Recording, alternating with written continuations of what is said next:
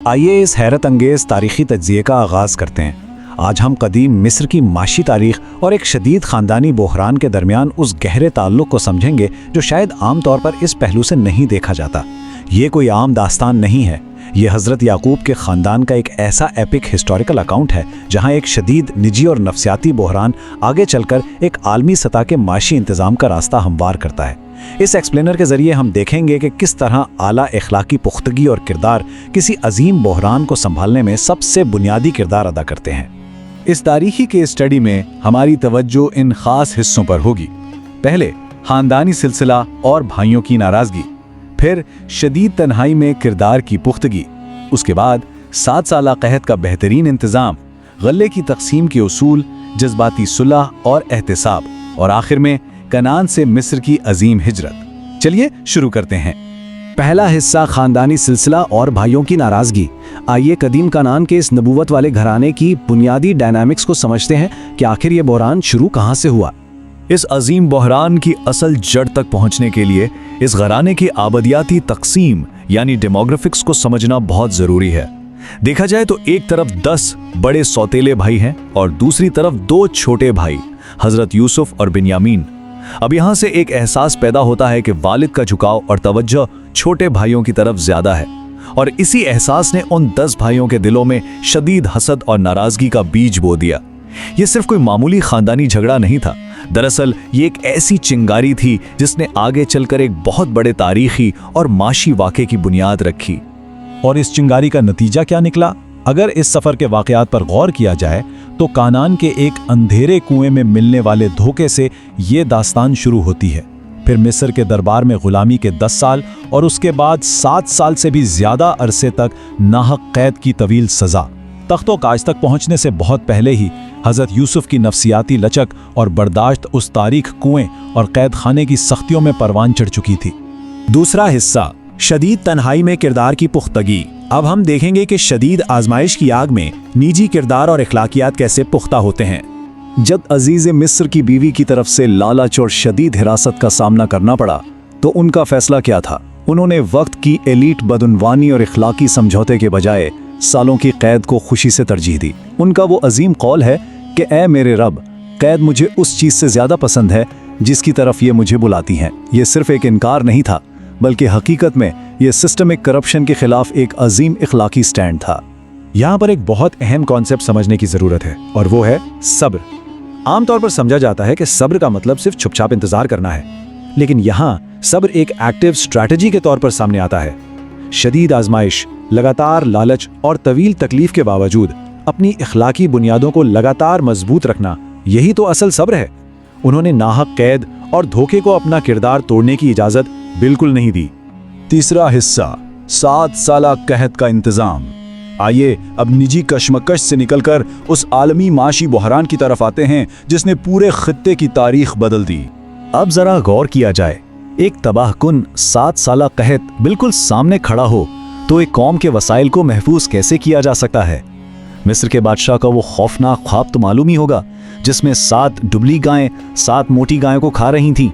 اس خواب نے یہ واضح کر دیا تھا کہ انہیں صرف ایک خواب کی تعبیر بتانے والے کی ضرورت نہیں تھی، بلکہ دراصل ایک عظیم معاشی حکمت عملی بنانے والے ایک بہترین کرائسس مینیجر کی ضرورت تھی۔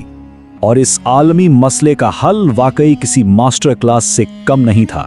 انہوں نے بحران کے انتظام کے 3 بنیادی قدم اٹھائے۔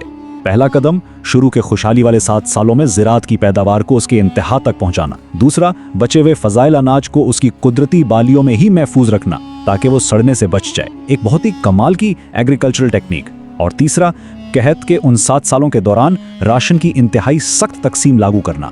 انہی قدموں نے انہیں ایک قیدی سے قومی فوڈ سیکیورٹی کے چیف آرکیٹیکٹ میں تبدیل کر دیا۔ اور اس عظیم ذمہ داری کو اٹھاتے ہوئے انہوں نے پورے اعتماد کے ساتھ ریاست کے خزانوں کا کنٹرول مانگا۔ ان کا کہنا تھا، مجھے ملک کے خزانوں پر مقرر کر دیں، بے شک میں حفاظت کرنے والا اور جاننے والا ہوں۔ عوامی دولت اور خزانے کو سنبھالنے کے لیے انہوں نے اپنی بے داغ اخلاقیت اور نالج کو اولین شرط کے طور پر استعمال کیا۔ چوتھا حصہ، غلے کی تقسیم کی لاجسٹکس۔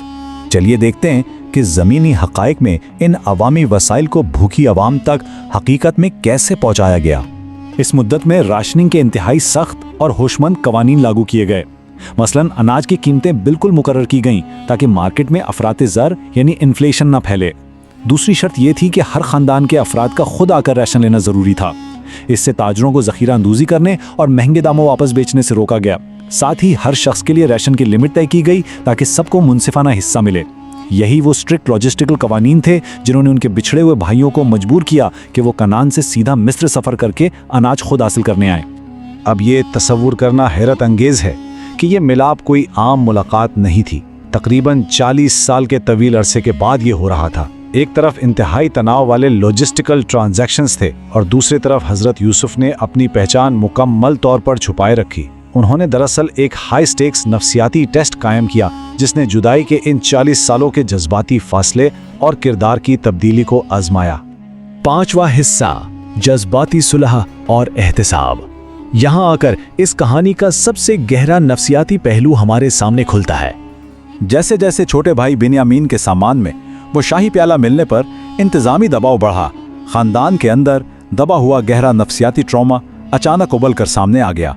उनकी शुरुआती सोच थी इसे अंधेरे कुएं में फेंक दो, लेकिन आखिर में उनका एहसास यहाँ तक पहुँचा, अल्लाह की कसम, अल्लाह ने आपको हम पर फजीलत दी है और हम वाकई गुनहगार थे।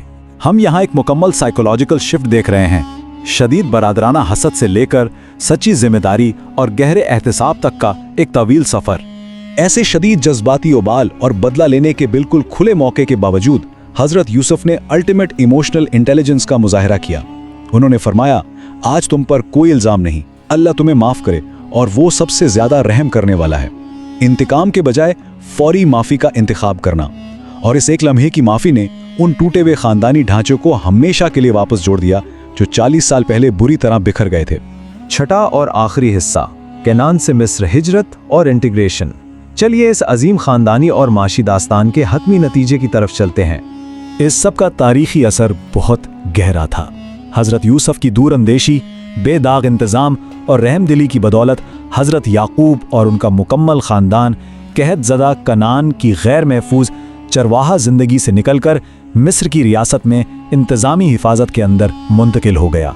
ये इज़राइलाइट ख़ानदान की कदीम मिस्र में एक इंतहाई कामयाब हिजरत और समाजी इंटीग्रेशन की अजीम तारीख़ी मिसाल है जिसने आने वाली तारीख़ का धारा ही बदल दिया।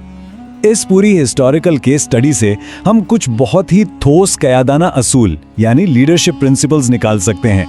टूटे हुए ख़ानदानी मसाइल को हल करने में जज्बाती जहानत, इख्तिलाती बदउनवानी से मुकम्मल इनकार, लॉन्ग टर्म दूरअंदेशी, वसाइल की मुनसिफाना तकसीम और सब्र को एक एक्टिव क्राइसिस स्ट्रैटेजी के तौर पर इस्तेमाल करना, ये सब वाज़ेह तौर पर साबित करते हैं कि ज़ाती इखलाकी किरदार ही असल में शदीद समाजी दबाव के दौरान मौसर अवामी इंतज़ाम की बुनियाद बनता है। जैसे ही हम इस एक्सप्लेनर को इख्तिताम की तरफ ले जाते हैं, एक निहायत अहम सवाल सामने आता है।